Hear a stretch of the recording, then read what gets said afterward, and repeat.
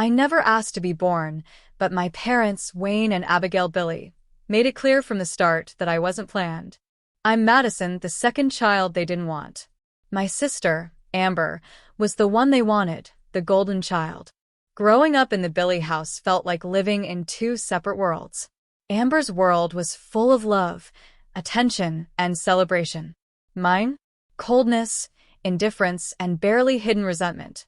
I still remember my 8th birthday like it was yesterday. I woke up excited, hoping this year would be different. Maybe they'd remember. Maybe they'd care. When I came downstairs, Mom and Dad were sitting at the table, talking to Amber about her dance recital. "Morning," I said, trying not to sound too hopeful. Mom looked up briefly. "Oh, Madison."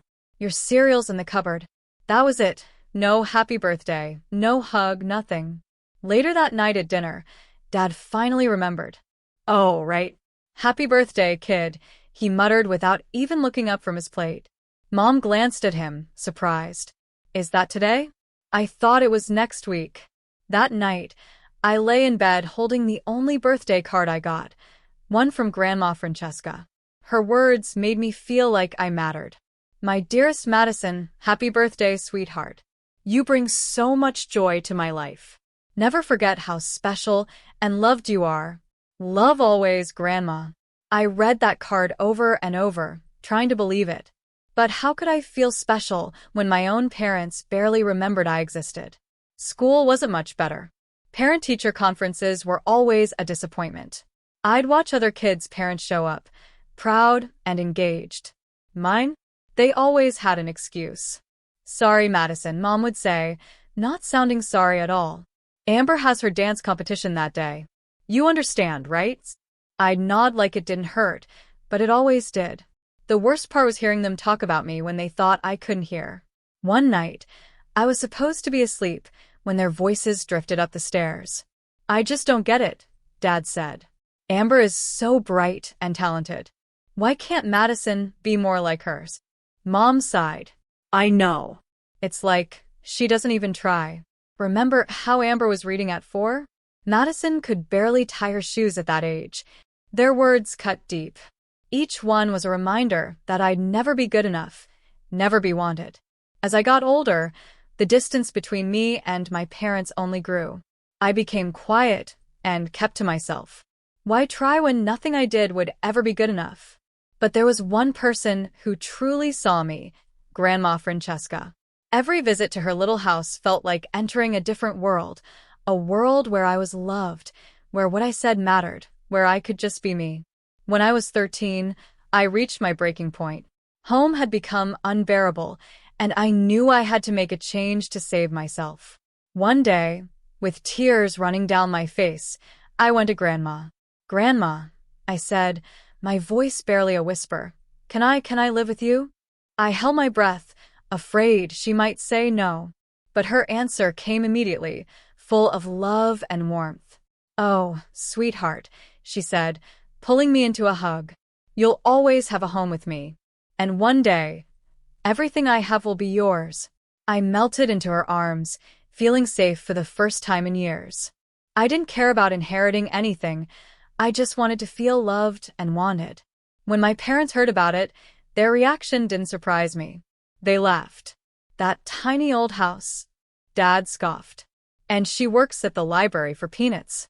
What can she possibly offer you, Madison?" Mom just shrugged, relief clear on her face. "Well, if that's what you want, it'll definitely make things easier for us." Their indifference hurt, but it also showed me I was making the right choice. They didn't value what Grandma could give me, but they were glad to pass off their responsibility. Living with Grandma wasn't easy. Money was tight, and we often struggled to get by. Grandma worked long hours at the library, and I started doing small jobs to help.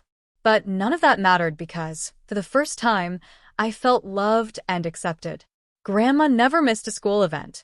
She was always there, sitting in the front row, cheering for me at every presentation and award ceremony. My drawings covered her fridge, and she proudly told everyone about her brilliant granddaughter. Under her care, I started to thrive. The shy, quiet girl I had been began to fade away. I made friends, joined clubs, and my grades improved a lot. It was amazing what a little love and support could do. Even though we struggled financially, sometimes Grandma skipped meals so I could have a full plate. Our little home was filled with warmth and care. It made up for anything we didn't have. Everything felt like it was finally falling into place until one crisp autumn afternoon when Grandma came home with a look on her face that changed everything. I had never seen an expression like the one on Grandma's face before, a mix of happiness and sadness all at once. She was smiling, but her eyes were teary. "Madison, sweetheart," she said, her voice shaking. "We need to talk. It's about my sister Marilyn. She passed away unexpectedly." I barely remembered Aunt Marilyn. She was a wealthy businesswoman who had been distant from the family for years. "I'm so sorry, Grandma," I said, reaching for her hand. She squeezed it tightly and continued. "There's more, Madison. Marilyn, she left me everything. Her entire fortune. We're millionaires now, sweetheart. Multi-millionaires." The news of Grandma's inheritance spread quickly. It didn't take long for my parents to show up. One evening, there was a knock at our door. When Grandma opened it, there they were, Wayne and Abigail, smiling, with teary eyes. "Francesca," Madison, Mom said, her voice shaky in a way I'd never heard before. "We've made a terrible mistake." Dad nodded, looking more humble than I'd ever seen him. "We've been awful parents. Truly awful. But we've realized how wrong we were and we want to make things right." I stood there, frozen. These people, who had ignored me for so many years, were now begging for a second chance. "Please, Madison," Mom said, reaching out to me. "Come home. Let us be the family we should have been all along." I turned to Grandma, feeling lost and unsure. She gave me a kind smile. "It's your decision, sweetheart. Whatever you choose, I'll support you." After days of thinking it over, I decided to give them another chance. With Grandma's blessing, I packed my things and returned to the Billy house. At first, it felt like a dream come true. Mom and Dad were attentive and loving. They came to every school event, cheering loudly for me. They started giving me thoughtful gifts, not expensive but ones that showed they were paying attention to what I liked. We even began having family game nights. I'll never forget the first time Dad ruffled my hair after I won at Monopoly, saying, "That's my girl." The feeling of warmth that spread through me was indescribable. The biggest surprise was at bedtime. Mom started tucking me in every night, something I had always wished for as a little girl. She'd smooth my hair and kiss my forehead softly. "Good night, sweetheart," she'd whisper. "We love you so much." Even Amber seemed to have changed. She started including me in her plans, introducing me to her friends, and giving me advice about boys and makeup. I wanted to believe it was real, that my family had truly changed and finally saw me for who I was. But a tiny voice in the back of my mind kept whispering doubts. Why now? Why only after Grandma came into money? I tried to push those thoughts aside, wanting to enjoy the loving family life I had always dreamed of. I called Grandma often, excitedly telling her how happy I was and how great things were at home. She always seemed glad for me, but there was a hint of concern in her voice. "Just remember, Madison," she'd say, "you always have a home with me, no matter what." Life in the Billy house found a new routine as time went on. Amber, always the golden child, graduated high school with honors and went off to a fancy college. Grandma moved into a beautiful new house and retired from her job at the library. As for me, things were finally looking up. I was 17 now, doing well in school, had a close group of friends, and even started dating. Caleb, a boy from my chemistry class, had asked me out, and I was over the moon. One Thursday evening, I had a date with Caleb at the local diner. I spent hours getting ready, changing outfits, and redoing my makeup, feeling both nervous and excited. But as I waited at the diner, my phone buzzed with a text. "Sorry, Madison. Something came up. Can't make it tonight." My heart sank. Disappointed, I left the diner and headed home earlier than I had planned. The house was quiet when I got in. I used my key to avoid waking anyone since Mom and Dad probably thought I was still out. As I walked by Dad's study, I heard voices. I was about to let them know I was home, but then I heard Mom's voice, and her words stopped me in my tracks. "I don't know how much longer I can keep up this act," she said, sounding frustrated. I never wanted her in the first place, and pretending to love her is exhausting. I froze. My whole body went cold. Pretending to love me? Shaking, I took out my phone and hit record, unable to stop myself from listening. Dad's response made my stomach turn. "We just have to be patient. Once Mom passes, all the money will go to Madison. If we play our cards right, we can convince her to share it with us.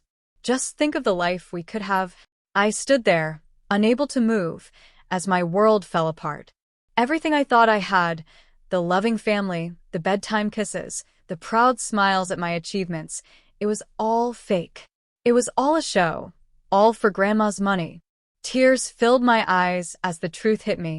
Every moment of love and acceptance had been a lie. What I had cherished over the past months turned out to be nothing but a calculated act. When I couldn't stand listening to their conversation any longer, I quietly walked back to the front door. Taking a deep breath to steady myself, I opened it loudly and slammed it shut. "I'm home," I called out, forcing my voice to stay steady. Mom and Dad appeared almost immediately, all smiles and fake concern. "Madison, sweetie, you're back early," Mom said, her brow furrowed with what I now recognized as fake worry. "Everything okay?" Dad added, his voice dripping with false concern. I wanted to scream at them, to call out their lies right then and there. But instead, I forced a weak smile. "Caleb canceled," I muttered, watching their faces closely. Something came up. Their reactions were perfect, too perfect. Mom clicked her tongue sympathetically, and Dad gave me a reassuring pat on the shoulder. I had to fight the urge to pull away from his touch. That night, I lay awake for hours, their cruel words replaying in my mind. By morning, I had made up my mind. I waited until I heard both cars leave the driveway. Then, I sprang into action. I packed quickly, stuffing clothes and meaningful keepsakes into my duffel bag. Without looking back, I left the house that had never felt like home and made my way to Grandma's. When I showed up on her doorstep, bags in hand, her eyes widened in shock. "Madison, what's wrong, sweetheart?" I couldn't hold it in any longer. I burst into tears, all the emotions I'd bottled up spilling out. Between sobs, I managed to pull out my phone and play the recording. As Grandma listened, her face changed. First shock, then disbelief, and finally, a deep anger I had never seen in her before. Those conniving, heartless. She stopped herself, took a deep breath, and looked at me with soft, loving eyes. "Don't you worry, honey. We'll give them a surprise they'll never forget." She pulled me into a tight hug, and for the first time since hearing that awful conversation, I felt safe. By evening, my phone started buzzing endlessly. Mom, Dad, even Amber were calling, leaving voicemails and texts. I ignored them all until I couldn't anymore. Finally, I picked up. "Hellos," I said, my voice cold. "Madison." "Oh, thank God." Mom's frantic voice came through. "Where are you?" "We've been so worried." I almost laughed at the irony. "I'm with Grandma," I replied calmly. "And we'd like to invite you all over tomorrow for a family conversation." There was silence on the other end before Mom stammered. "Of course. "We'll be there, Madison." "Honey, whatever's wrong, we can fix it." I hung up before she could finish. Fix it? They had no idea what was about to happen. The next evening, the air felt heavy with tension as the doorbell rang. Grandma gave my hand a gentle squeeze before going to answer it. My parents stepped inside the mansion, their faces full of fake concern and affection. It made my stomach churn to see how easily they could pretend. "Madison, sweetheart," Mom began, reaching out to me. I took a step back, and confusion flickered across her face. Grandma's voice was calm but firm as she gestured to the dining room. "Please have a seat. We have a lot to discuss." As they sat down, Dad's eyes darted around the room, clearly taking in the signs of wealth. "Mom, what's this all about? Is everything okay?" he asked, his voice uneasy. Without saying a word, I placed my phone on the table and pressed play. The room filled with the sound of their own voices, cold and calculating, as they discussed their plan to manipulate me for Grandma's money. The effect was immediate. The color drained from their faces, leaving them pale and wide-eyed. Mom's hand flew to her mouth, while Dad's seemed to shrink in his chair. When the recording ended, the room fell into a heavy silence. Then they both started speaking at once, their voices a jumble of excuses and apologies. But their words sounded empty and meaningless. Grandma raised her hand, silencing them. When she spoke, her voice trembled with disappointment and barely controlled anger. "I hoped, truly believed, you had changed," she said, her words slow and deliberate. "I was even considering dividing my estate among all of you." She paused, her gaze hard and unwavering. "But now I can say with certainty that everything I have will go to Madison alone." The realization hit them like a brick wall. They hadn't just lost their scheme, they'd lost the chance to genuinely be part of a loving, wealthy family. Panic set in, and their reactions swung wildly. "Please, you have to understand," Mom begged, tears streaming down her face. "We made a mistake, but we do love Madison. We can fix this." But when their begging got them nowhere, their tone shifted. Dad's face twisted with anger. "You can't do this. We're her parents. We have rights. We'll make sure you never see her again. Francesca." Their threats didn't faze me. For the first time in my life, I felt calm and sure of what I needed to do. "I'm filing for emancipation," I said, my voice steady. "Grandma will be my legal guardian. You don't have any power over me anymore." The shock on their faces would have been almost funny if it weren't so painful. They looked between me and Grandma, unable to process that their carefully laid plans had not just failed, they had completely backfired. "I think it's time for you to leave," Grandma said firmly, her tone leaving no room for argument. She stood and gestured toward the door. My parents hesitated for a moment before walking out, and when the door closed behind them, I let out a breath I hadn't realized I was holding. Grandma pulled me into a warm hug, and I felt the weight of the past few days start to lift. The weeks after the confrontation with my parents were a blur of legal meetings and court appearances. Grandma hired the best lawyers to help with the process of getting me emancipated and transferring guardianship to her. I had thought, naively, that my parents would give up once they were exposed. I was wrong. Wayne and Abigail fought hard to maintain control over me, and, by extension, access to Grandma's fortune.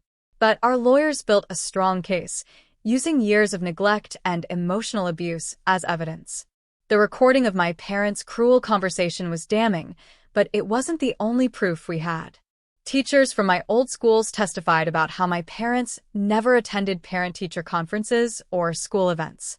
Mrs. Randy, my third-grade teacher, spoke about the time I won the spelling bee and how neither of my parents came to see me receive my award. Neighbors also came forward. Mr. Bradley, who had lived next door to us for years, talked about the extravagant birthday parties my sister, Amber, had, while mine went completely uncelebrated. Then came the day of the final hearing.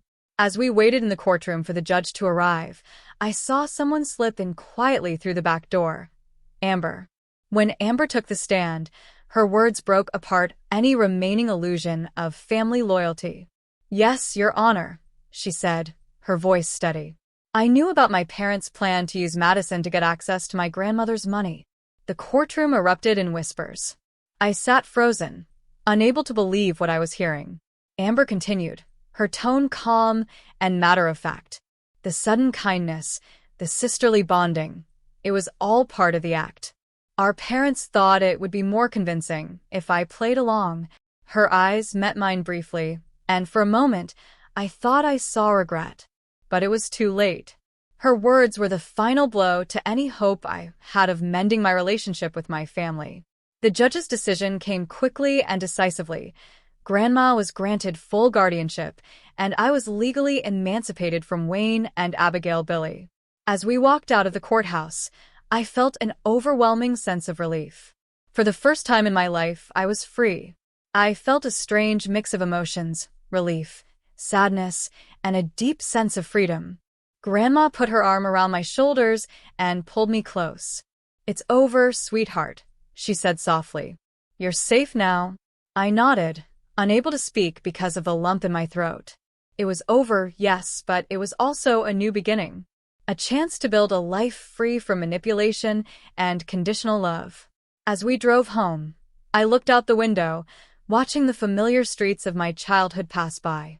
I was leaving behind the family I was born into, but I was moving towards something far more meaningful, a future built on real love, respect, and acceptance. After the legal battles and emotional chaos, I found myself standing at the start of a new life.